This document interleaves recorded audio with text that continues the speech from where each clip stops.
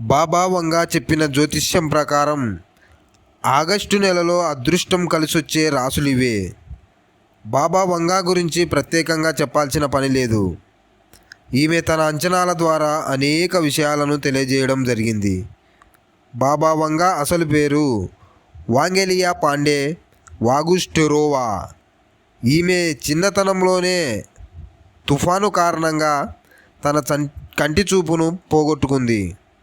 అప్పటి నుంచి భవిష్యత్తును చదవడం తెలియజేయడం చేసింది.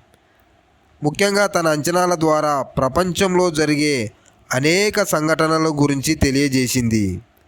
బాబా వంగా జ్యోతిష్యం ప్రకారం ఈమె తెలియజేసినవి చాలా వరకు నిజమయ్యాయి.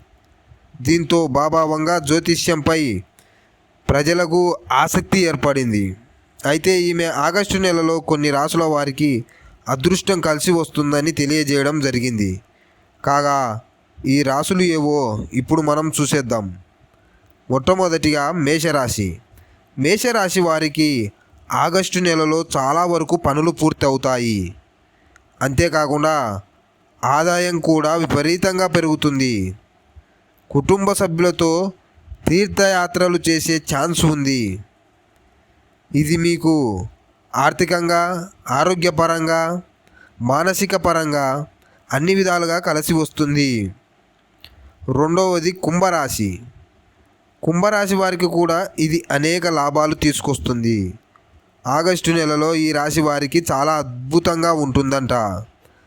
ఆదాయం డబుల్ అవుతుంది. ఇంటిలో సంతోషకర వాతావరణం నెలకొంటుంది. అన్ని విధాలుగా కలిసి వస్తుంది. ఈ రాశి వారు చాలా ఆనందంగా గడుపుతారు. మూడవది తులరాశి. తులరాశి వారికి ఆర్థిక సమస్యలు తీరిపోతాయి.